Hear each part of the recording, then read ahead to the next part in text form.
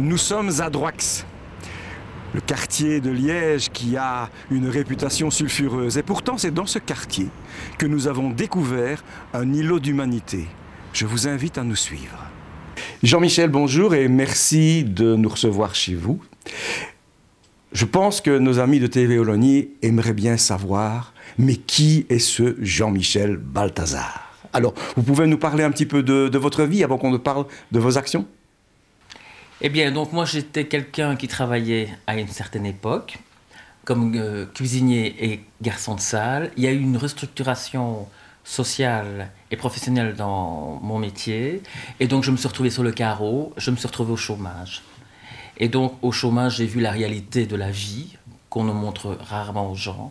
Et donc j'ai rencontré la misère sociale. Quelle réalité sociale, Jean-Michel? Eh bien, la réalité sociale, c'est que vous savez qu'aujourd'hui, avec la crise économique, il y a pas mal de gens qui perdent leur emploi et qui deviennent SDF, suite à des causes tout à fait défendables, mais bon, ils se retrouvent dans les rues. Donc la réalité sociale, c'est que moi, je rencontre des SDF de plus en plus malheureux. Avant, il y en avait quelques-uns, maintenant, il y en a de plus en plus. Et je pense qu'avec la crise et les mesures gouvernementales, ça va s'accentuer.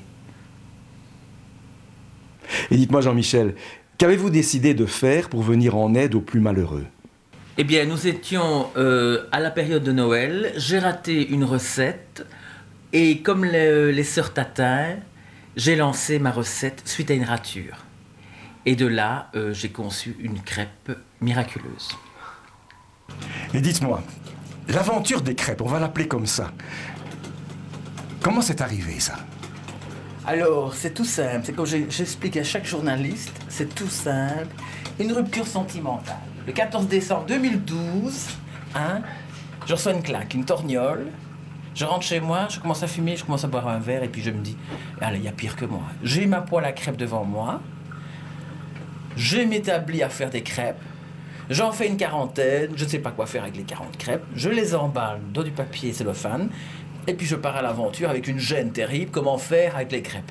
Puis j'arrive place du marché, je vois les SDF et je leur donne et puis voilà, et l'aventure a commencé comme ça. Et tous les jours j'étais motivé, et puis alors je suis allé raconter partout, je dis voilà j'ai des crêpes, je fais des crêpes, si vous voulez m'aider.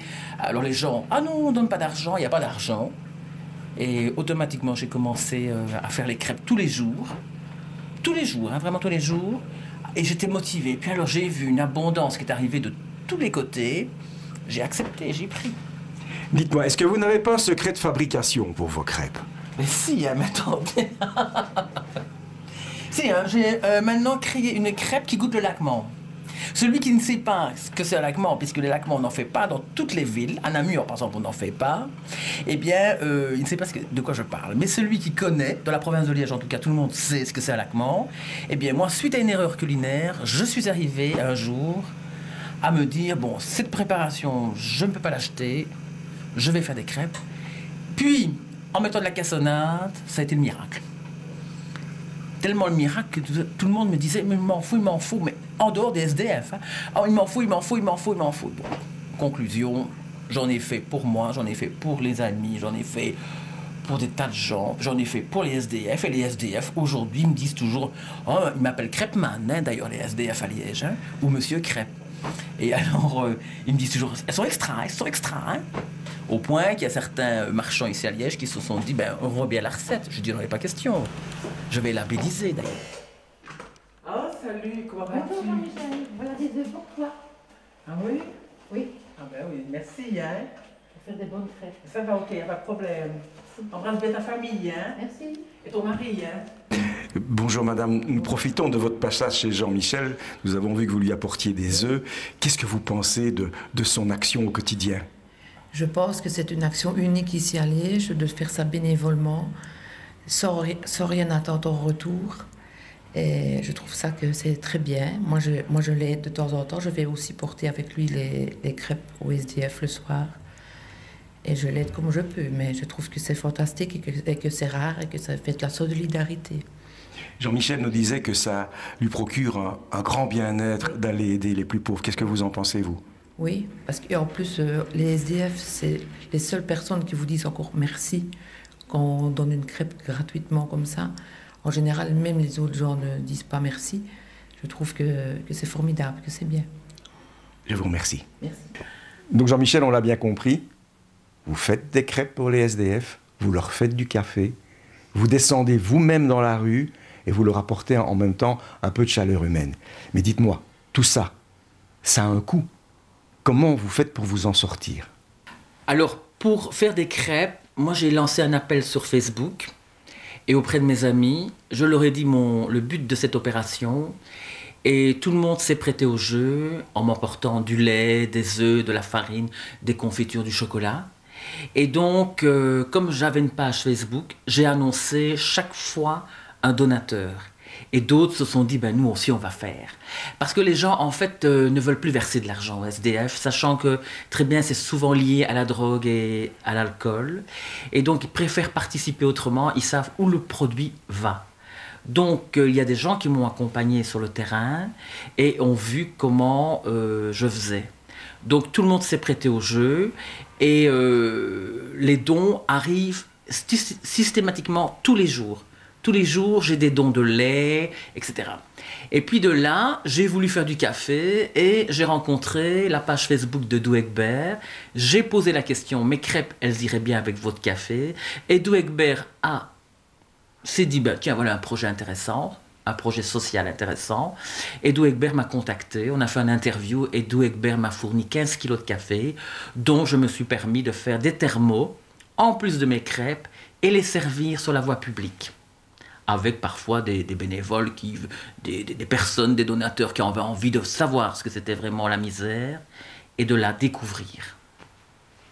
Jean-Michel, on est bien d'accord, chaque année, de novembre à fin mars, vous serez encore dans la rue avec les moins bien nantis. Nos amis de Télé Wallonie qui sont en train de nous regarder maintenant ont peut-être envie de vous aider. Comment peuvent-ils faire? Alors pour m'aider, c'est très facile. On peut me contacter sur ma page Facebook. Mais je dois bien dire une chose, que je suis exigeant, je veux des produits de qualité. Parce que bon, des fois je reçois des colis qui ne sont pas de qualité et moi je ne peux pas servir un aliment défraîchi. Donc parce que moi je sers des crêpes tous les jours fraîches dans les rues de Liège. Donc la seule exigence, c'est la qualité et la date sur la marchandise, parce que sinon je suis obligé de jeter à un certain niveau et ça m'embête beaucoup de jeter, sachant que j'habite dans un quartier fort défavorisé et que je pourrais redistribuer ces produits aussi. Quintien, qui était un rhéteur et un pédagogue latin du 1er siècle après Jésus-Christ, a dit « Connaissant le malheur, je sais moi-même secourir les malheureux ».